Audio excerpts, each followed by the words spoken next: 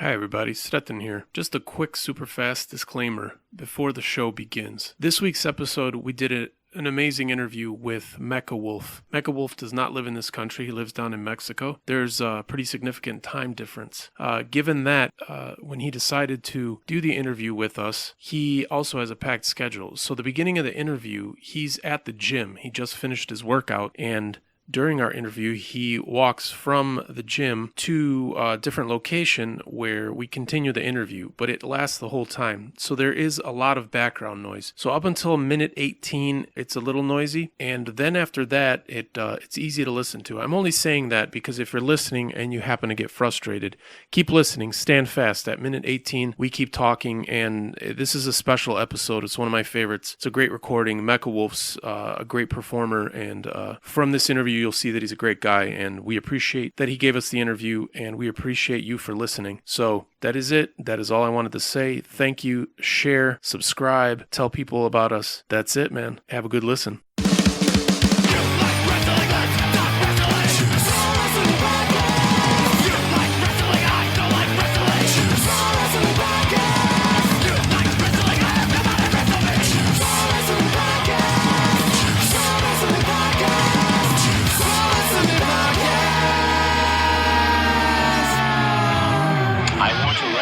You so freaking bad. Wrestle me.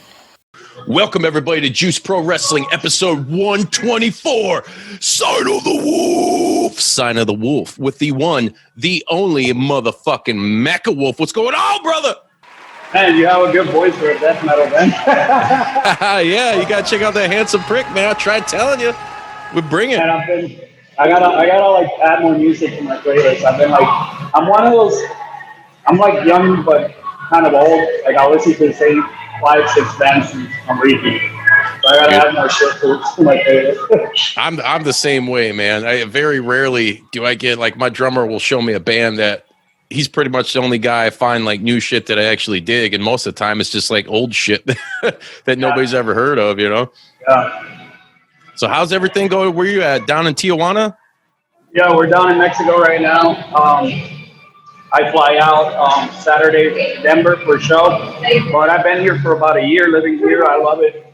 I feel like if I would have been living in the States during the pandemic, I probably would have jumped out of the window. You know, like everything here is like so relaxed, so much cheaper too. So the rings are open everywhere because, as you know, Lucha Libre is pretty much like a religion. So yes, all rings are pretty much open, and if you can't find a ring that's open, somebody has a gym. Or somebody has a ring, under the radar that you could go train. So it's really cool being down here, man, honestly. I've been there a couple times. I played down there once with my old band Decrypt, and about 5 years ago, we were down there with my other band, Moist Disciples. I think both times we hit up the Yucatan.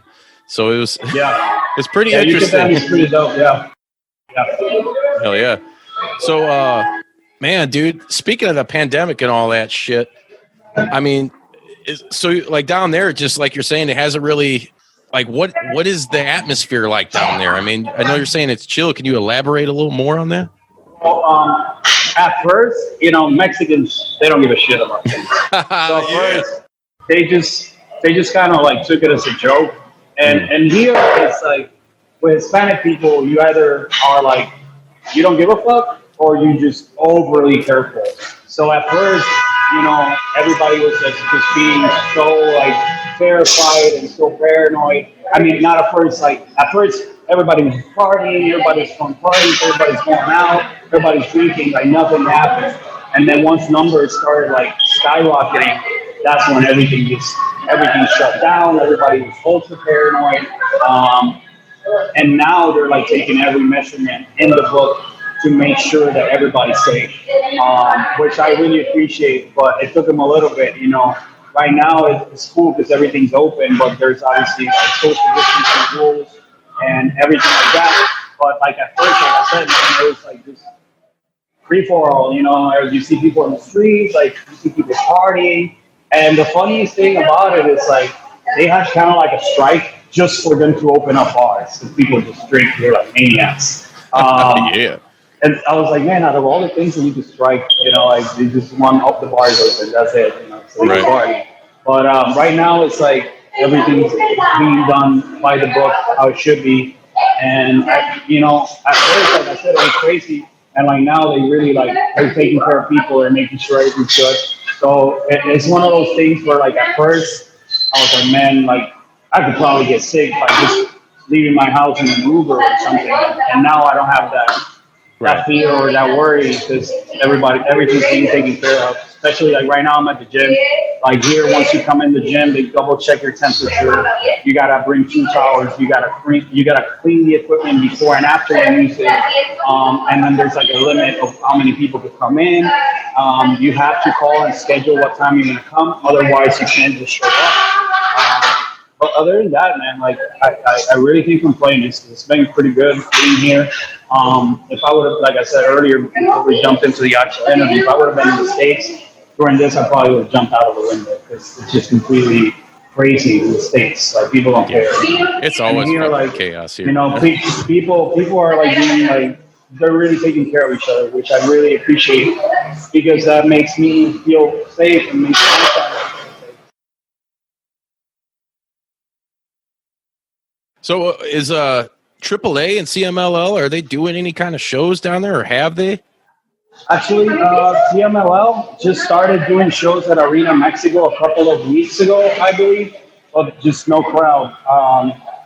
AAA is going to start doing auto luchas, which is basically like drive-in lucha libre.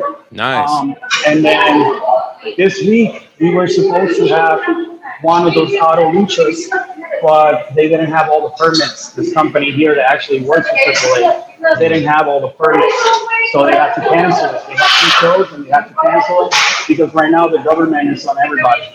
So again, it's like one of those things where it's like really cool that they're making sure that everything's like under control, but at the same time it sucks because you want to work so bad, but you know you have to do what you got to do because you have to test every wrestler. And just the test is 1,500 pesos, which is like $75. Multiply that by like 20 wrestlers, you know, the promoter's taking a hit before the show even starts. Yeah. So it's pretty crazy, but they're making sure everything's under control. So I really appreciate that in a way. But it sucks because you want to work so bad. Right. And speaking of working, man, I mean, you've been all over the motherfucking place during your career, dude. I mean, you've wrestled legends, dude. You know, going back to Rey Mysterio, shit, and the list goes on and on. Who would you say was one of those matches that you had where just as a fan, you're like, holy fuck, like this is happening? When I wrestled Jeff Hardy, it was like, and I wrestled Jeff, and you know, he was sober. You know, he was sober as a bird, and to me, it was a big honor that he showed up to that match sober because at the time he was battling a lot of demons. And was he in TNA at that time? At the time, I believe he was just about to leave TNA, about to go back to WWE. And it was like one of those things where like it was a big honor for me because I did it in front of my people in Puerto Rico. Like he painted my face like this. I was the biggest Jeff Hardy fan. Like my first gear, which is fishnet t-shirts and face paints like his, you know. He stole that fishnets from Danzig, man. You know I mean? Yeah, like I was like 115 pounds, you know, and like I wanted to be Jeff Hardy so bad, and like for me to be able to work him in front of my people was like it was a huge honor, and we had a killer match. Like I pushed him, you know what I mean? Like I pushed him, and like he told me, he's like, man, like you made me blown up, like you made me blow up in a couple spots there, and like it was like a big honor because as a little kid that watched wrestling, like I wanted to just meet him, you know what I mean? Just have the chance to meet him. And when I had the chance not only to meet him, but to work him in front of my people and like to have a good match with him, it was like a big honor because, dude, like, you know, when you're growing up, there's certain wrestlers that you want to meet. Like everybody tells you don't meet your heroes because you might be disappointed, but he was like my hero. And man, like he's been nothing but nice to me. Him and his brother both were nothing but nice to me. When I wrestled Rey Mysterio, man, like that's one of the people that I don't care who you are, you can't say anything bad about that man. He's such a good person. And I wrestled Ray, and I wrestled him in PR, and after our match, he beat me, and like we wrestled in front of like 5,000 people, and like, he cut a speech, and like he put me like super over in that speech. I wanted like to cry so bad because I grew up with these guys' posters on my wall, and then Yeah. I end up fast forward 15, 16 years later down the line, I end up in the ring with them in front of not my hometown, but my island, with a bunch of my friends. So it was a big honor, and it's like one of those things. Like, if you would have told me when I started wrestling at 15 years old, hey, you're gonna wrestle Jeff Hardy, you're gonna wrestle Mysterio, I'd be like, dude, you're get the fuck out of here. You know what I mean? Right. So like, it's like a big honor for me, and it was like a huge deal. And again, those are two of the guys that no matter where I stand, and no matter where I go, I will always say nothing but good things about them because they've been nothing but good to me, and like they had no business helping me out, and they did. You know, so that means a lot. And that's awesome. I mean, and you know, as we all are aware, except for maybe Sren, because he's a stupid fucking idiot. Dude, there's a lot of assholes in the business. There's a lot of guys that have their own agenda, and it's kind of stupid because it's protecting the business, it's taking care of it, passing on knowledge, or giving good constructive criticism, to whoever you're working that night. And so, like, for a guy to be a douchebag like that, I mean, it's very common. I've seen some of it go on backstage. I'm sure you have as well, and it just, to me, it doesn't have any place in fucking wrestling or just anywhere in the world, we gotta fucking weed those people out. So when you wrestled Ray, was that for the World Wrestling Council? Yep. Fuck yeah. So that's still. What about over there? I actually wrestled them like 3 times, but the first time I wrestled them was like just 1-on-1. So to me, it was like huge. Like we were the main event. Like fucking sold out arena. Like that's crazy. Dude, that's fucking nuts. Like, you ever just kick back and like watch those matches and sit there and just be like, oh, dude, all the time. Yeah, motherfucker. And then I'm one of those guys where I'm like, man, I could have done this. I should have done this. Mm-hmm. We could have done this. And a lot of people didn't know, but he was injured in one knee, and I was injured in one of my knees as well. So we both showed up injured, and we still like had a really good match, And again, like he had no business putting me over or like helping me out. He could have just gone there for like 2 minutes and phone it in, Like he already got paid, you know what I mean? So and just for him to like give so much of himself, knowing how injured he was, means the world to me. Has there ever been anybody you've been in the ring with that was just like either absolutely like too green or just kind of went into business for themselves? So you're kind of like, man, fuck this guy. When I first came into AAA, there was this guy who I won't mention because I don't want to put him over. But like this guy, like was trying to beat me up. And I remember just a flashback on my trainer saying, if you act like a bitch, you're going to beat somebody. And dude, the second he hit me too hard, I just balled my fist up. Whoa, right in the mouth. Knocked him out. And then it was like a 3-on-3 match. And then he ended up like in the back, like he was like trying to like huff and cough at me. I was like, dude, you're not going to pump me out, dude. And fast forward years and years later, he ended up nowhere.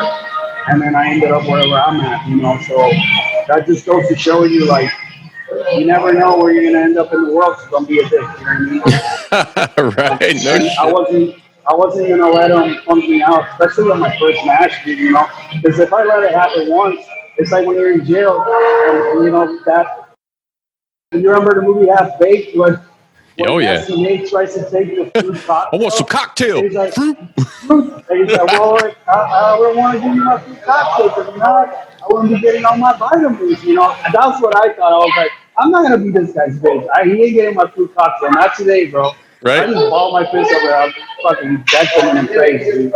Dude, I mean, I'm telling you, and that's the reality of it. I mean, that's that just like street life mentality. I mean, I'm the same way, dude. Like, I'll be damned if a motherfucker comes up to me, and even if it's just on the job somewhere, and unfortunately I've done it, it's cost me jobs. But motherfucker run his mouth, dude. You can only take so much before you got to lay him out, And that's the thing, man. Like, I will give the shirt on my back to anybody, but don't try to pump me out. Not on my first match, Yeah. Because I've been wrestling 18 years. You know what I mean? Like, I'm not going to allow that shit to happen. You know what I mean? Like, fuck no. And we were having such a great match. Like, it was a 3-on-3 match. And this guy was trying to go for business and stuff. I don't know, because I was a new guy. And I get it.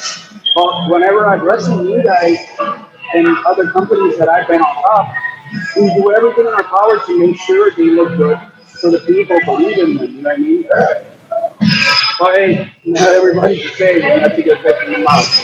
Damn sure. That's for damn sure, brother. So you mentioned wrestling for 18 years, and I kind of read or seen something somewhere online this year. Is this your last year wrestling? Well, man, when this whole speaking out movement stuff came out, you gotta understand that you've been wrestling for 18 years and you've been busting your ass and doing everything in your power to get ahead. And then you see shitty people that are like just terrible, disgusting human beings get all the opportunities, get all the money, and get all the praise for work that you've been doing for 18 years. It's really frustrating.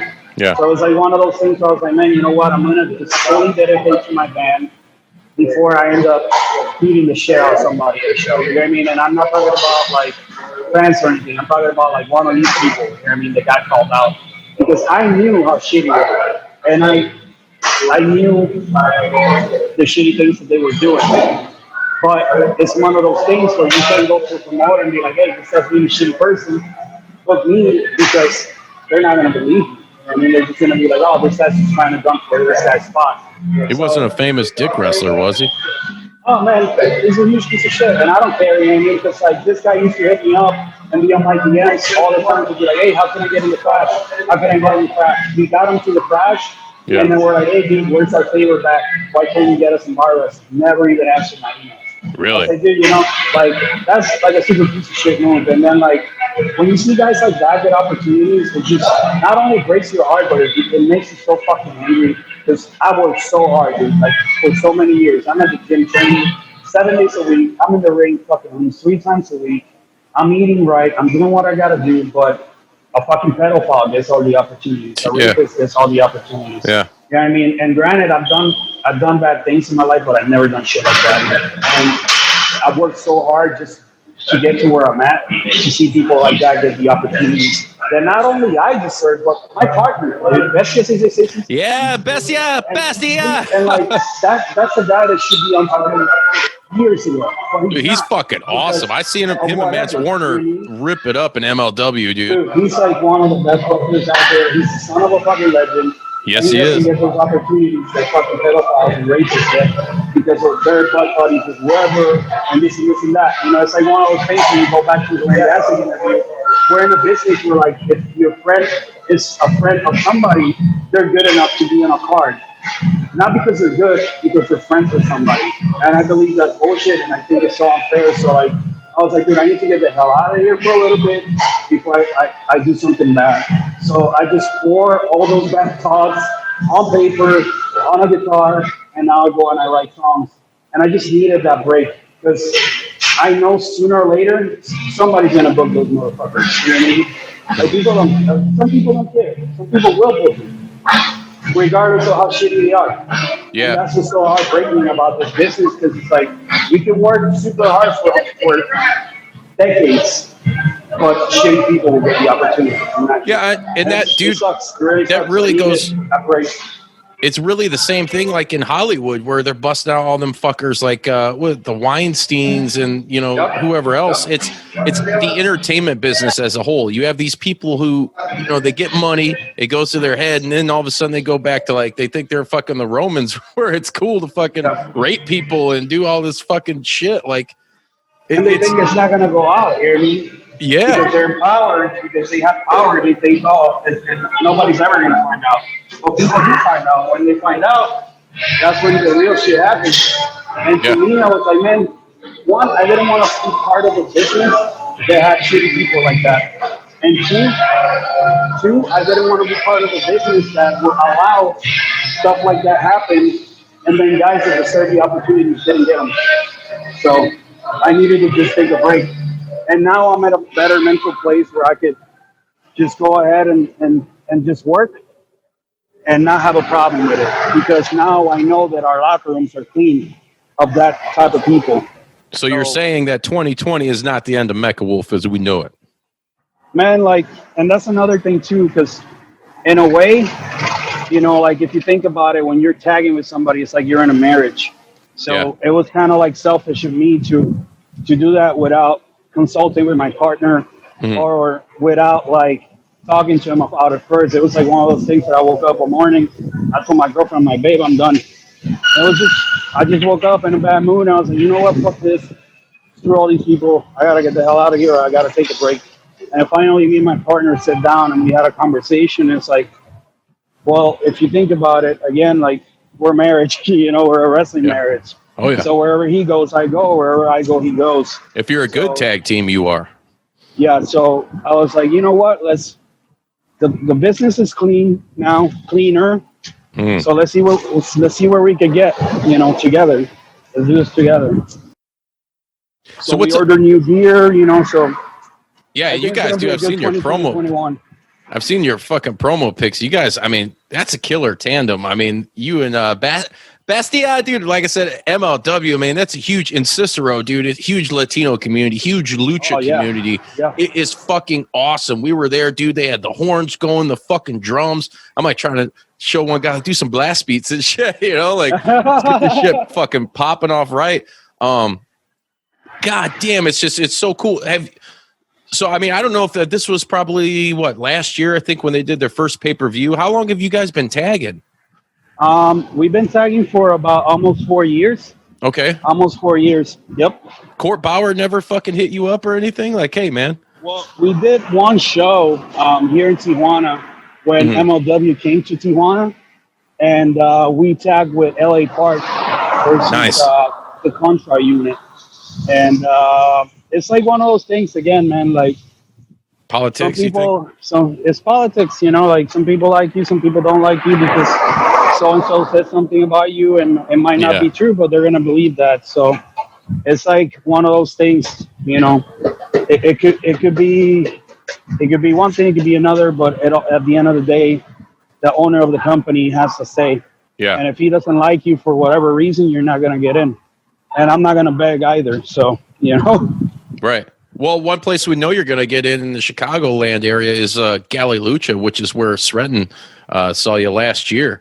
You in the pre-show, the pre-fight, whatever you want to call that, before we went on air here, you were talking about how you're going to be returning to Chicago to be performing for Galli Lucha again in October, right? Yes, sir. We'll be there next month. I believe it's the 15th. We'll be out there. 15th or the 18th, we'll be out there. Is it you and Bestia or just you? It's just me this time. I was trying to get him on, but, the budget is really low right now because of what's going on with the world. So, the budget's super tight, so he only had enough to bring me in. And, hopefully next time it'll be me and Bestia. We're trying to get booked more together. We're actually going to the UK, back to the UK next year together. We got a few dates. We got a date coming up in Atlanta in October as well together. We got a few dates here in Mexico pending that we're going to be doing together. Next year is going to be more tag team based of me and Bestia, and I'm really happy about it. Last week we had a show in Vegas that we tagged into. So it's considering everything that's going on in the world, slowly but surely everything's like moving along, and it's going to the right direction. Fuck yeah. Too bad the Lucha Bros are fucking tied up with AEW, man. Yeah, we were actually their last match in the Indies for the Crash. Nice. Yeah. That's Conan. Is that Conan's actual company, or is he just run shit there? No. He used to book it a few years ago. It's been like about 3 years. Has it been that long? Yeah, it's been that long, yeah. Damn, Juice is out of touch. Yeah. It's been a few years. Right now he runs AAA, and he helps out with EMW down here in Tijuana. Mm-hmm. Well, and they're the rival fed for the Crash. So if you work for one, you know how it is in wrestling. You can't work for the other one.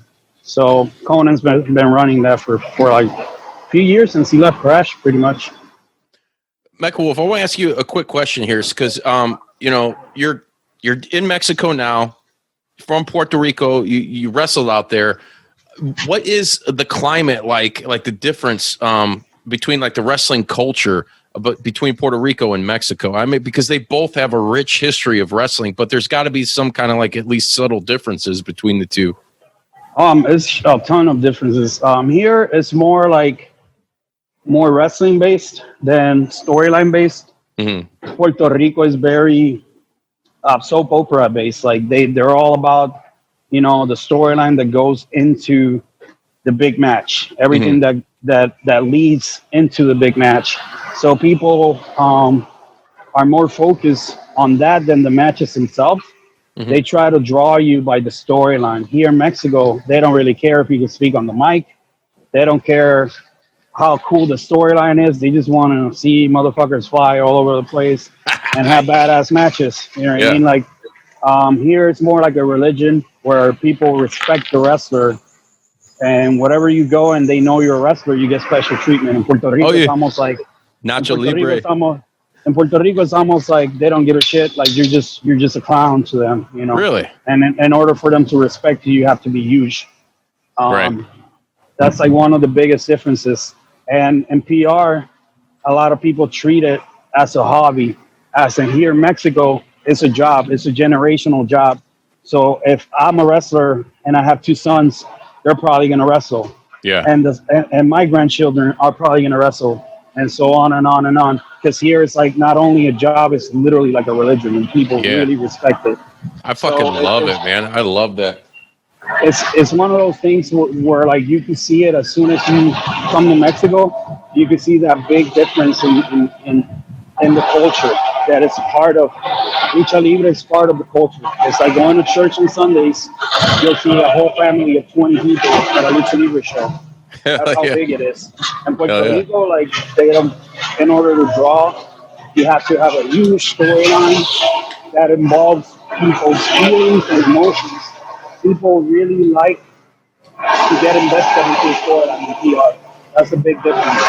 When here in Mexico, they don't really care. Like you can have a storyline, but at the end of the day, they're more focused on what's going to happen in the ring than the actual storyline.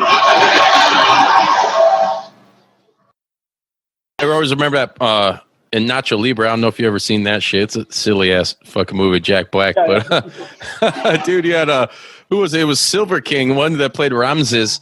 I remember him like getting out, and Jack Black's just like, he's like mesmerized. He's like, to get all the goodies. Nice clothes. I was just watching that the other day, man. I love that it is a culture down there, man. Like I wish it was like that up here in America, but it seems like the people that really get sick with it like that in America, to me, always just seem to be like the trashiest people, unfortunately, for the most part. And it's like, God damn it. But like, I mean, dude, the culture for Lucha Libre in Mexico is just, it is one of those amazing things in the world, in my opinion, that it's just, like you said, dude, to pass it on from, relative or whether it's father to son and grandfather or, as in Rey Mysterio's case, who took on his uncle's persona, Yep. And actually, you'll still see his uncle like around here in TJ. He's in a wheelchair now, but he's still fucking jacked as fuck. And yeah, he did a movie. They don't care. Dude, they don't care if they can walk or not. They'll stay in shape. You know what I mean? Like, that's another thing. Like, they're really prideful here. They really care about how they look. They really care about what they're going to do out there. So they take it really seriously.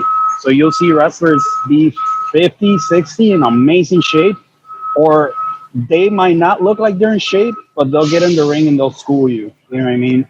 Because it's in their blood. It's literally like second nature to them. And that's like one of the things that I really respect about Lucha Libre too, because when you go train, and even if you're just warming up with the students and it's people that don't know much, they know more than the average wrestler. You know what I mean? And it's really impressive to see, like, just warming up, just doing like anything in the ring, dude. You'll see guys doing backflips. Even the fattest guy or the most out of shape guy, dude, La Parka's still kicking it. You know what I mean? Like, and it's so surprising to see that stuff, and you could tell because it's just dedication. They're really hungry people. They're really prideful. They take it seriously, because if you're not doing it right, there's going to be somebody else that's going to be doing it right, and if you're not doing it right, they're going to call you out. So it's to me, it's like an honor being here, because it put my mindset in a whole different level. You know what I mean? It made me really reevaluate who I am as a wrestler and as a performer. That's awesome, man. And I would think that the people down there with I guess you could call it the pageantry or the image of your character, the character Mecha Wolf, which to me is fucking awesome, dude. And that's I love that you're coming up here for Chicago in October because, dude, I'm a huge, you're a Misfits Danzig guy. I mean, you got to be all about Halloween. I'm all about Halloween, dude. Like, Oh, to yeah, have dude. Mecha Wolf around, during that time, like, that's the fucking shit. But I would imagine down there with your look and the way you go in the ring and, dude, and you're fucking jacked, like, they got to be fucking eating that shit up down there, right? Well, yeah, man, it was one of those things where I needed to do something with my character in order to connect with the people because I knew I was good in the ring.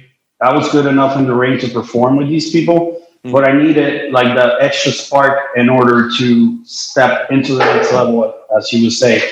And I think what made me step into the next level was that change of character, that change of gimmick, just being different, trying to be different. But it seems a little maybe more to who you truly are, like Yes, I was saying, definitely. wrestling, Yep. it's, your character, your gimmick is the best ones are yourself, amped up times a million. That's literally what we did, man. Like I was like, I like Game of Thrones, I like Wolves, I like the Terminator, I like Berserk, the anime. So I grabbed all those things and I like threw it in a blender and I was like, okay, this is the character, this is what's gonna work. Let's go with it. And the name was given to me actually by Sami Callihan.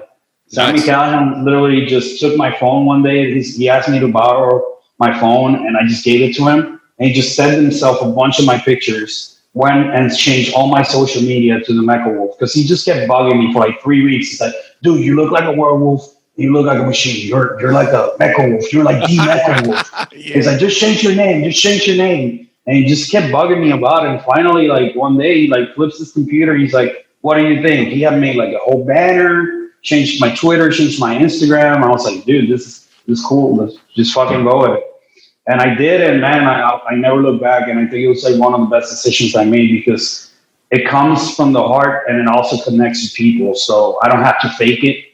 It's just something that just comes out. And it feels cool, man. It feels really cool. Oh, for sure, man. Like I said, I mean, Sretton was drawn in by your ring work, and he had mentioned you, and that's kind of how I found out about you. And then looking out on social media, I'm like, man, this motherfucker right here, dude, like he's into all this shit. I was like, dude, we can rip it up and have a good time, man. And he's a fucking badass wrestler. Like, that's fucking amazing, man. And kind of a little segue into outside of the wrestling, which I think is cool, is that you also you play in a band. You got your own fucking band, man. Called Monster Wolf. Can you tell us a little bit about that? Well, it's something that before I got into wrestling, I had a band. I was a roadie for a lot of bands in the local scene in Puerto Rico. So it's like something I wanted to do for years. And finally, when I had the chance to do it, I actually met some of my bandmates, or I call them hired gunmen because that's technically what they are. They just recorded on the EP. I met them at a Doyle concert, and man, this was crazy. Like I met Doyle through my attorney, who's also his attorney, who's also Alberto Del Rio's attorney. But I met our attorney because of Masada, because he's also his attorney. That's how crazy wrestling is. Yeah. So one day he's like, hey, man, Doyle is going to play like a couple blocks away from your house. Go check him out. I was like, wait, Doyle from the Misfits? I didn't even know he had a band. Yeah. So I went, and one of the bands that was opening for Doyle was Swift Knuckle Solution, this local punk rock band. And I met them, and they kicked so much ass that night. I was like, you know what? I want to try to get a song from them. So finally, me getting a song from them we ended up recording a 3-song EP. And then when I moved here to TJ, I was like, man, I don't have my guys anymore. So I kind of have to just do everything myself. So I bought a bass, I bought a few more guitars, and I was lucky enough to find a really good drummer here. And we've just been going at it. We've just been working on new music, and we'll be releasing a new song in October. And then we'll be releasing a Misfits cover for Halloween as well, obviously Halloween. So it's like something I've been really passionate about. And when I had the chance to do it and used a little bit of name that I had with wrestling to kind of piggyback off that, I was like, you know what, let's roll with it. Because a lot of people, if you think about it, man, a lot of people that are wrestling fans are into music or vice versa. And the ones that are not, you could get them into it. So I was like, you know what, man, I like the Misfits. I like fucking black metal. I like trash. Let me do something kind of like that, and then see if it sticks. And luckily, the first 3 songs that we released did really well. Now the stuff that we're doing now is a little heavier, a little more on the trashy side. But I'm just really excited because it's like one of those things that I really wanted to do, and I feel like by having that as not a backup plan, but by having that as well, kind of like that ace under your sleeve, it takes my mind off all the crap that has to do with wrestling and just puts my mindset somewhere else. And it's really good because I get to take out all that anger and all that frustration. I put it on a paper and that's it. You know what I mean? I don't have to go and beat the shit out of somebody at a show. No, honestly, like it's just really cool, man, because it puts your mentality in a completely different place. And I love music. I've always liked music, and it's an honor for me to be able to do both. You know. Oh, for sure, man. I mean, I never wrestled professionally. I only did 3 years amateur, but I've been a huge wrestling fan since I was like 5, and I'm like fucking 38 now. Dude, I've been doing vocals for grindcore bands for past almost 20 years now, 15 to 20 years. Before we started this show, like a couple of years ago, I was like, I met people all over the country from touring, and even going out to Mexico. We'd go to Yucatan and play. So many metalheads were into wrestling, dude. And it's cool because, and actually another guy, we shout out to Bruiser Bodie, one of our homies there, usually joins us on the show. I met him, and a lot of people like him there. It's like, man, I'm here doing this metal shit. But when after you play whatever, you're winding down, you're kicking it and having some beers with guys, you start talking and, feeling everybody out. And a lot of guys were all about wrestling, dude. And I was like, yeah, that's 2 of my favorite fucking like most important things that have really got me through some dark fucking periods of my life was like wrestling and fucking metal or just music in general. I'm pretty all over the place, whether it's like jazz, blues, punk, grindcore. I like very, very little bit of black metal, but I like some. It's just it's so cool when people like that can come together, man. And you look at guys like, I mean, even Jericho. His band sucks. I mean, I said it, whatever. I don't care. He hired Stuck Mojo. You remember those guys? Like, come on. Whatever. He's got a catchy song he's doing. I'm sorry. Was it Butt Rock? Yeah, it's the Johnny Rock. We always call it like the wrestling rock shit, It's like, that's been my main beef for a long time. Is like, why doesn't wrestling have some better fucking music, Like, come on. You think about it, though. A lot of them don't. Like, Triple H lucked the fuck out by befriending Lemmy and getting some of the coolest theme music ever, dude, Oh, yeah, for sure, dude. Like, other than that, it's just like, oh, God, it's fucking horrible. Yeah, there's some terrible shit out there. And you know what? You'd be shocked, man. There's like a couple wrestlers that do both that have music, like Brody King. Like, he has a band, too. I think his band is more like on the hardcore side. Yeah. But you'll see like a couple of guys that have bands who have had bands before. But well, Schlack too. You're familiar with Schlack? Yep. We played shows with his band. Yeah, man. I didn't want to go the same route that everybody else did. I was like, man, if people like it, they're gonna like it. If not, I'm not gonna fucking be fake, and I'm not gonna throw something out there that I wouldn't listen to, and I'm not gonna throw something out there that's not me. It has to come from the heart. It has to be sincere, and it has to be something that I really love. And otherwise, I wouldn't do it, So that's why, man, like we've been working so hard on the new songs, and when it comes out, I think people are gonna dig it, and I'm really pumped about it.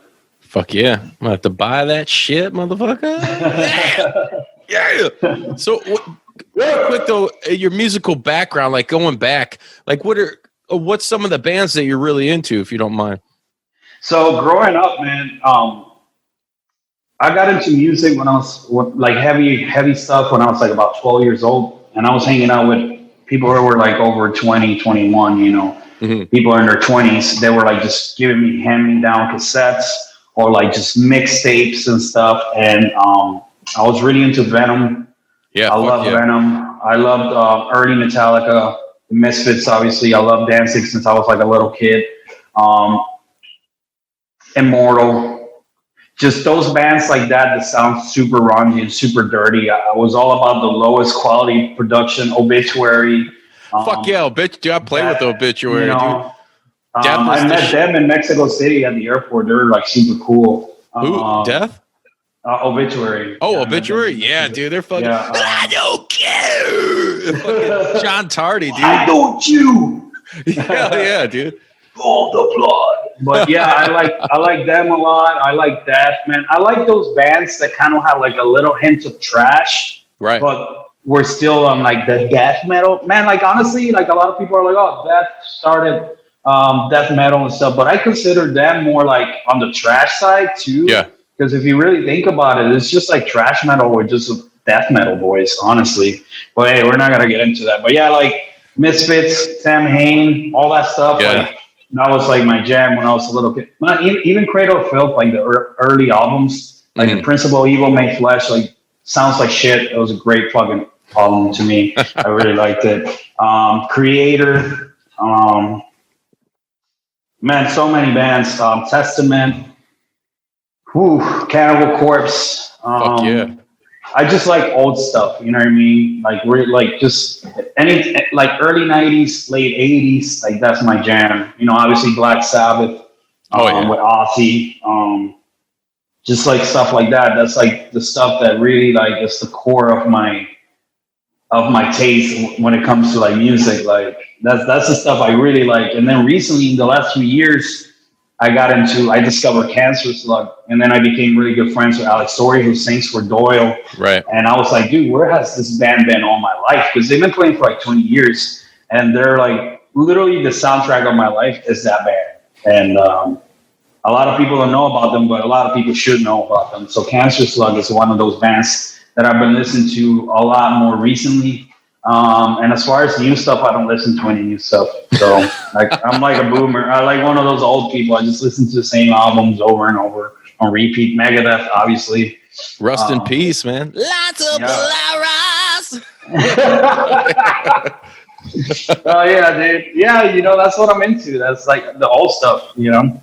That's the good shit, though. Stuff. Everything's like shit. Everything's so now, fucking manufactured. like that anymore. You know, everything now is just like.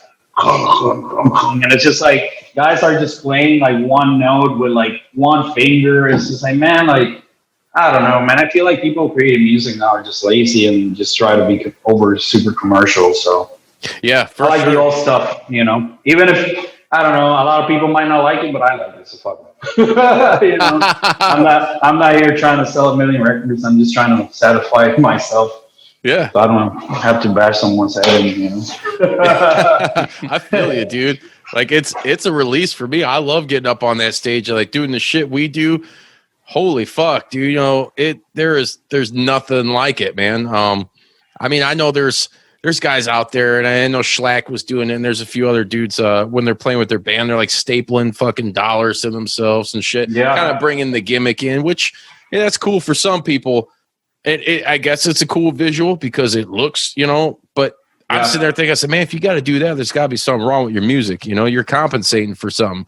I just like when we go out, dude, our shit's balls to the strike. He's seen us. It's just balls to the wall, dude. I was a huge fan of fucking Henry Rollins growing up. And Danzig, but I love like my homage when we play live is I just wear like the black fucking gym shorts, you know, like Rollins back in the day, and just fucking go full force into it, dude. And you know what? Rollins isn't the greatest lead singer, but he has such a stage presence that, dude, you knew that this guy could either beat the shit out of you or like beat the shit out of you and take your girlfriend home. You know what I mean? Like you knew this guy like was legit, and he wasn't the greatest singer, like, and that's like one of the things to me, like. The music needs to come from the heart and it needs to be sincere. And when you're out there, doesn't matter what you do, you have to be able to connect with people. Like I remember I was at a Cancer Slug show and I was backstage and like I met one of the opening bands, the Pawns, and the lead singer, he said, "Hey man, what do you think? Was that a good set?" I was like, I barely watched you guys, but I watched the people. And in wrestling, I was always told it doesn't matter what you do, it's how you make the people feel. And when they were out there, fucking people were going nuts. I was like, dude, I don't care what you're singing, and I don't care if they know who you are, but they were into it, and that's all that matters. It don't matter what I think. What the people were feeling out there, they were feeling your music, and that's all that matters. So to me, that's like one of the major things. You don't have to be super technical. You don't have to do all this crazy shit. As long as people are into it, man, they're gonna be into it, and they're gonna let you know. You know. Yeah, no doubt, man. No doubt. I seen so you've met Danzig before, huh? Yeah, twice. I drank with Motherfucker. him too. He gave everybody like a shot of sake as a movie after party, so that was pretty cool. Oh yeah, for the premiere. I'll tell you what, I love Glenn, but man, I could not stomach past 15 minutes of what was it? Veronica. Oh my god, it was so fucking bad. And I like some so real lit shit both horror times. movies, dude. Yeah, I like some real shit. I like Chud. If you ever seen fucking Chud, you know? No, I haven't. You know what's crazy? Like I watched the the first time they premiered the movie, and it was about like poorly edited. Like it had glitches and stuff. They literally were editing the movie on their way to the theater, so we saw it like super raw, like literally super raw. The longest times before the cuts, you know. And I was just laughing it up, dude, because I was like, man, like whatever, like who would have thought, you know, I would be in a theater in Chicago with a bunch of maniacs before like a Misfits show watching this movie. Oh, So, you went like, to the Chicago premiere, huh? Yeah, I went to the Chicago premiere, and I went to the Misfits, OG Misfits in Chicago. Oh, I and was then there, went to dude. With Fear and Yeah, Power Trip. Then I went to the premiere in LA as well, and that's when I actually, because I met him backstage in Chicago, but it was very briefly. And then I met him when I got to talk to him a little bit. That was like in the LA premiere, and that was really cool because there was like a bunch of wrestlers. X-Pac is in his movie. Yeah. It was really cool. Like I actually took a couple pictures with him, talked about some wrestling and bullshit like that. And he gave everybody like a shot of sake, and then he ended up giving the bottle to someone else. And it was really cool, man, because, you know, like as a kid, like again, like going back to the Rey Mysterio thing, I was like, dude, I grew up like just watching this dude, you know what I mean? So it's like really cool to just get to experience that and seeing how laid back and how chill he was. And that same year I got to meet Jerry, and that same year I got to meet Doyle, and then Doyle gave me permission to use Abominator as my entrance song. And then they like sent me like a care package with a bunch of Doyle stuff. I put the Doyle logo on my gear. They gave me permission to use the song everywhere, sent me a bunch of stuff. So it was really cool. It was kind of like a dream come true because I met the OG Misfits. I met them all in the same year. You know what I mean? So it's a cool thing, you know? Yeah, fuck yeah, dude. We opened for Doyle once around here, and I've told the story before, but fuck it, it's really short and it's pretty awesome. So I got to the venue early and I walk in. There's like nobody there, but like Doyle's band's warming up. So he's got the weight bench fucking out in the middle of where the crowd in the pit would be. And he's just, dude, he's making his guys like take turns taking reps and like pumping iron. I'm like, I see Doyle just lifting. I'm like, this is fucking awesome. Yeah. He makes them all work out too. And like, they're not fully sober during the tour, but he makes them like work out and barely drink and stuff. It was really crazy. It's pretty cool. I was blown away, and I was trying not to fanboy out, you know, trying to play it cool, like walking away, trying to get pictures of him fucking pumping iron and shit. Yeah. It was funny because the first time I met him, I was like, hey man, let's talk about some WCW. He's like, man, I hate wrestling. He hates it. He told me the same shit, brother. He told me the same shit. So he was wrestling. We were booked to play with him again. And this is I think right before Madison Square Garden or something. So you had to cancel, obviously. You're gonna play the Garden or some shit town in Northwest Indiana. Dude, and I hit him up. I'm like, hey man, at the time we had a studio right 2 buildings down from where they were playing. I was like, hey, I would love to get you fucking on for 15, 20 minutes. And I know he's a hard interview, you know, because you don't like anything. And I remember him telling me, he was like, just don't ask any stupid fucking questions and know your shit. And I was like, yeah, that's fine. And I said the same shit. I was like, you know, talk about WCW. And I actually had talked to his stepson. So he was with Gorgeous George from WCW, right? Her son Isaac we had on the show, and another cool cat, man, really cool kid. And so I try to throw that at him just to make him seem like, hey man, I'm not just some fucking Joe Blow, you know, I'm cool. I ain't gonna fucking blow you and be a fucking weirdo. But dude, he was like, I fucking hate wrestling. And then I was like, I laughed. I literally put LMFAO, and he's like, maybe I should say, hey, he's like, that's kind of fucked up, but I don't watch that shit. And I'm like, yeah. Like, all right. So it's I funny. remember, I was like, dude, I remember, I was like, man, I watched the WCW. That shit was awesome. He's like, was it? I was like, all right, let's talk about something else. Yeah. It was funny though. It was Strike funny. one. He's just funny, but he doesn't try to be funny. That's like what's funny. Yeah. He's so stern, dude. He is the fucking monster, man. You know, he's like, he don't give a shit about anything unless it's like fucking vegan food and working out, man. Yeah. And hey, I'm cool with that. Yeah. But Danzig was pretty cool. You talked to him about, I know he's a big fucking wrestling fan. Dude, he loves wrestling. Like he loves Lucha He loves Lucha Underground. Stuff that they're not around anymore. But we were just talking like about random wrestling stuff. And I was like, hey man, if you ever need a werewolf in a movie, I'm your guy. Dude, totally, dude. That was like the scent of it, you know. Had a fucking shot, took a couple of pictures. The first few pictures were all fucked up, so we took a couple more. I actually got him to laugh a couple of times, which was funny, and I got him laughing in a few pictures. What'd you do, tickle him? Cool.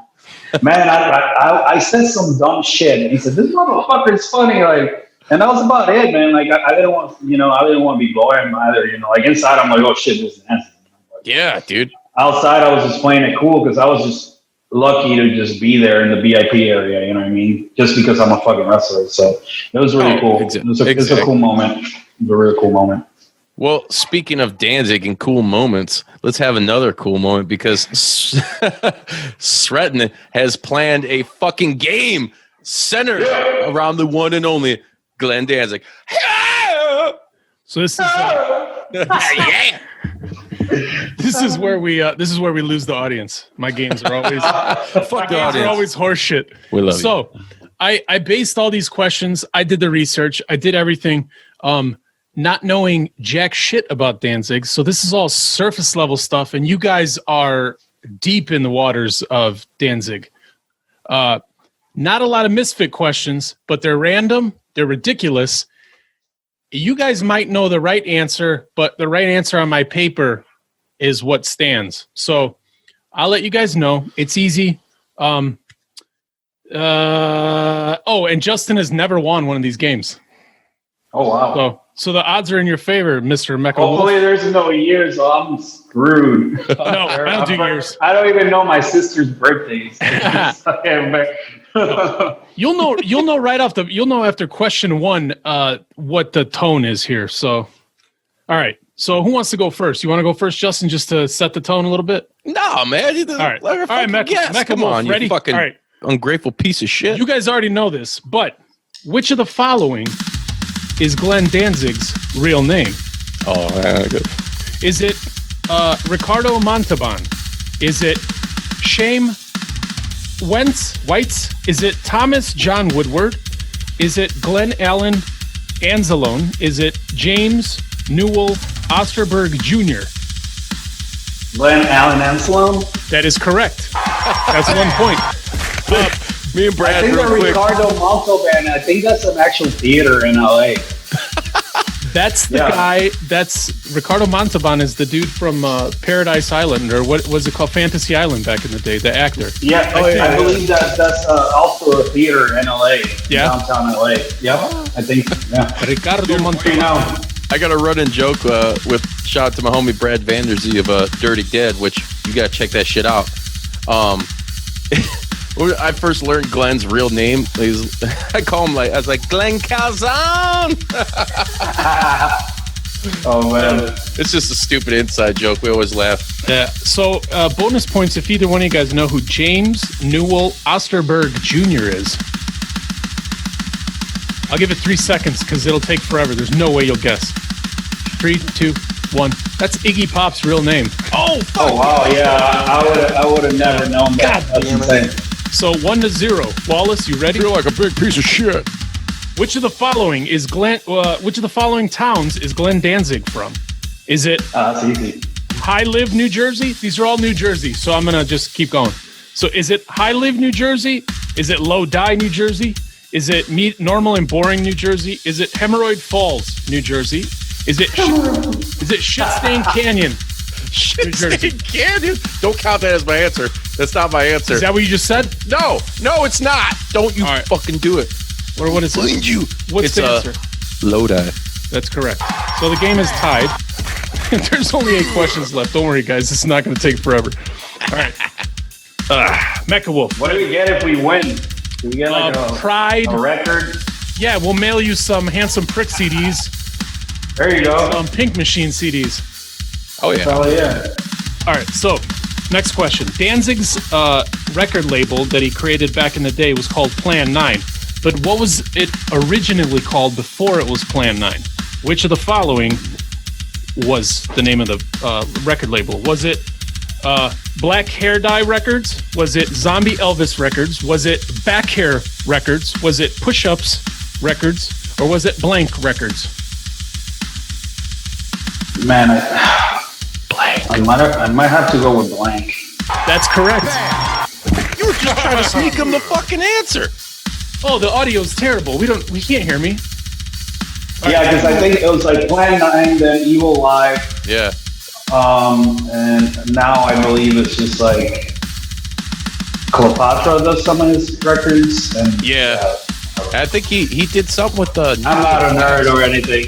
I was going to say, you guys He was with Def Jam too, like, but Yeah. that was Yeah, his label. back in the day, Deaf American, Rick Rubin. Yeah. All right. I wish he would have been in those video games. They had Rollins in there. But, Yeah, I know. Wallace, you ready? yes!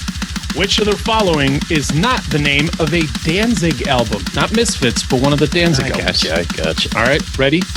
Not. Is it Lucifuge, Black Acid Evil, Refrigerated Piss, Enlarged to Show Texture, Super Metal Rainbow, aka Just the Color Black album, or How the Gods Kill? Which one is not? There's a lot of them that are not. You only have to name one. You can name the other ones if you could remember them for bonus points. Well, I'm going to fuck with you here, and you might try to say I'm wrong. Put a new one, not here. You said Black Acid Evil, and it's Black Acid Devil, Black Acid motherfucker. Devil, yeah. So that's 1 point. That's all you're going to say? No, That one? that's Can you name another one? yeah. Any of the other ridiculous ones that you just said? I can't name one. Something I with don't even remember what you Well, said. I rattled off the name of your second fucking album. Enlarged to show texture. All right, That was the first Handsome Prick album, by the way. You cock smoke. man. I thought Refrigerated Piss would be very memorable. So, all right, Not dude. tasty. It's 3-2. Justin is winning. Mr. Mecha Wolf, which of the following is not one of Danzig's nicknames? Glenn Calzone. Glenn Calzone, yeah. Is it Evil Elvis, Shithead, Son of a Bitch Glenn, Yeah. That Asshole, or Glenn Baby? Shithead, son of a bitch, Glenn asshole, and shit baby for sure or not. For 4 points. 4 points. All right, dude. Oh, fuck. It's 6-3. Sorry, I think I just yelled in the microphone. All right, well, which of the following has Glenn Danzig written songs for?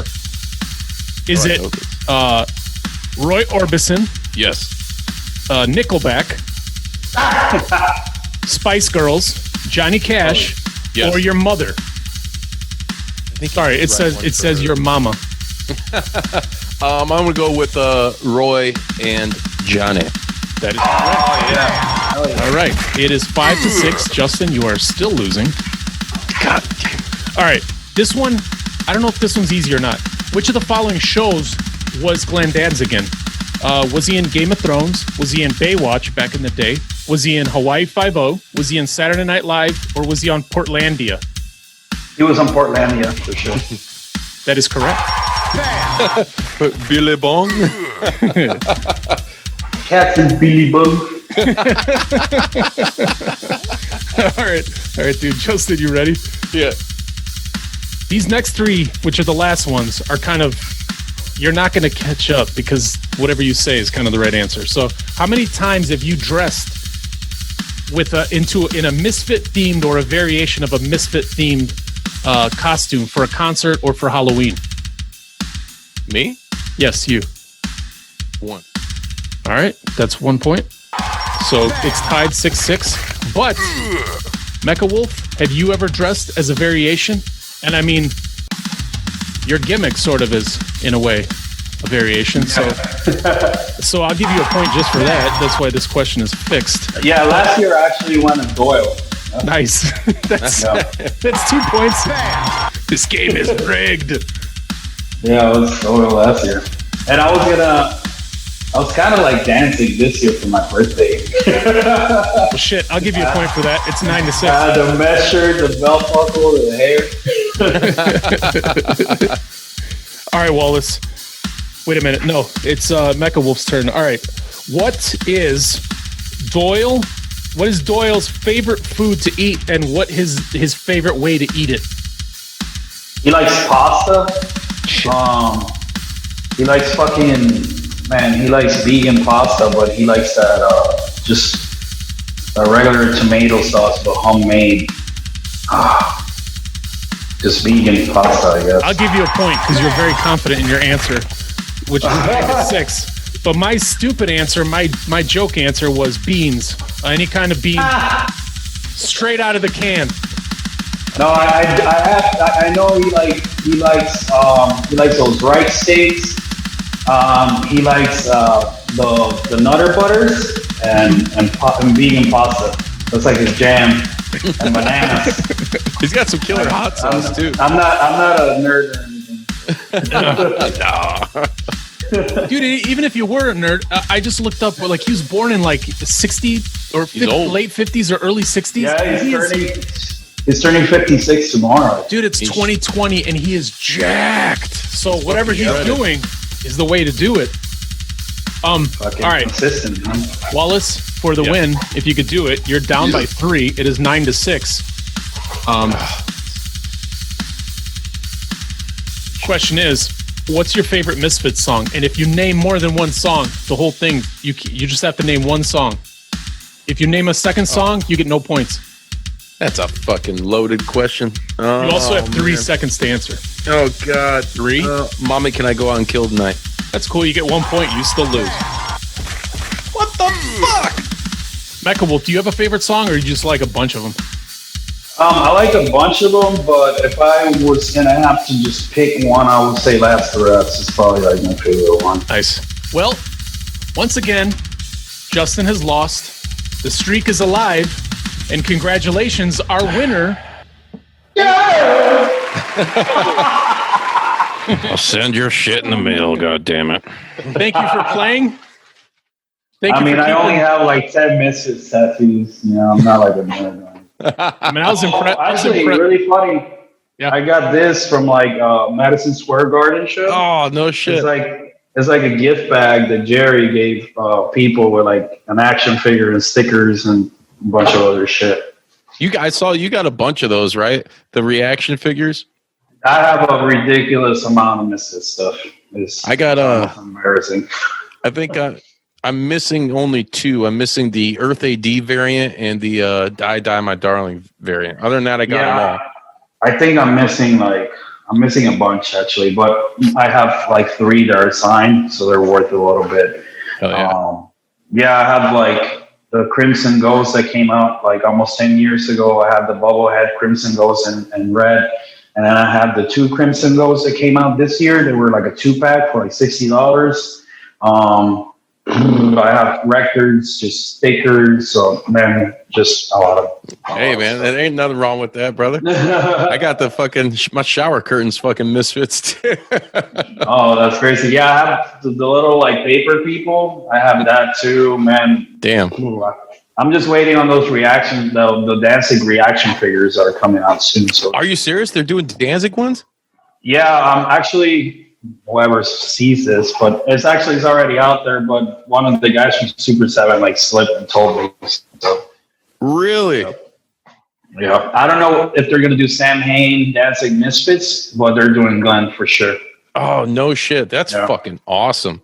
Yeah, I'll probably sell out super fast. Yeah. Oh, you know it, man. That's the one thing about like Misfits fans and just Danzig fans in general. Like all that collectible shit, it flies off the shelf. Like, dude, a record the other day went for like $15,000 or something. Like, oh yeah, Legacy of Brutality or something like that. Yeah, dude, like original shit like that. It's fucking insane. I lucked out. I got a framed copy of Lucifuge, but it was like a promotional use only. It's the entire album, but you know, when back in the day, they'd send them to record shops or whatever to kind of get a heads up on it. I got that for like, I think it was a little over $100, but that's on the cheap side. It's probably going for a lot now. If you check you got me fucking Miss Danzig Super 7. I'm typing that shit in right now, motherfucker. Yeah. Yeah, I don't know exactly when it's coming out, but it's coming out for sure. No. Damn. I'm excited about it. Yeah, man, get me fucking hard now. Hey,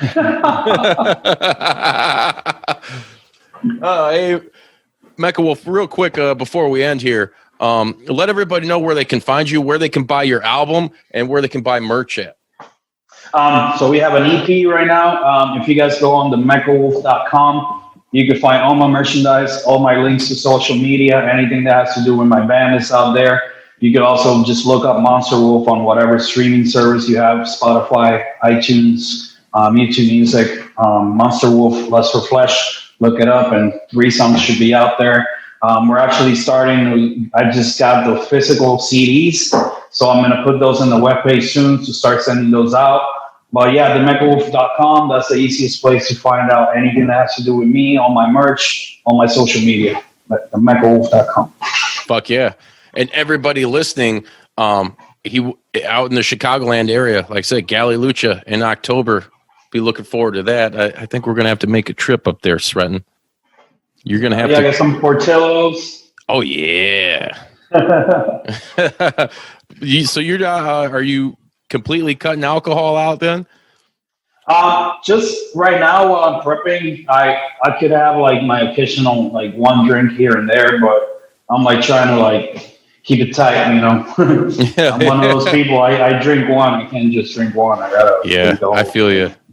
I think we cut an episode one time. It was 5 hours long with one of my buddies, and we went through a 30 rack of PBR. That's insane. Yeah, it's fucking insane. Yeah, that's right, brother. Mecha Wolf, man, it's been a fucking honor having you on, brother. We're gonna have to do this again sometime, man, and especially getting more towards Halloween, dude. We'll come up with something fucking cool. Get you back. Yeah, man. Once I release that Halloween single cover for the Misfits, we're gonna try to do a Halloween 1 and 2 back to back and a cover song. We're probably gonna record that next week, and hopefully once it's out, I'll let you know so I can send you a copy and stuff. Oh fuck yeah, brother! Well, I'm gonna have to get your address anyway because I fucking lost in the game again, and so now I gotta send you some fucking music and swag. So you know, yeah, that's what we gotta do. Hey. Everybody, thank you for listening. Wherever you're listening, be sure to leave a rating and review. If you're watching on YouTube, hit that fucking like and subscribe button. And real quick before I end here, because you and your old lady do a YouTube channel too, right? Yep. Promote that Life with JB. Yeah, Life with JB. Me and we haven't like put any videos up in a while because we've been dealing with the move. But we do anything from song reaction videos to like workout videos. We're gonna start adding more content there pretty soon. Now that we finally are done with all the move stuff. And yeah, man, check us out. Life with JB on YouTube as well. That's right. Hit that fucking like and subscribe. And if you don't, I'm coming after you, motherfucker. Wet 'em up. Wet 'em up. Wet 'em up. Oh my God. I'm so fucking wet for Mecha Wolf. It's insane.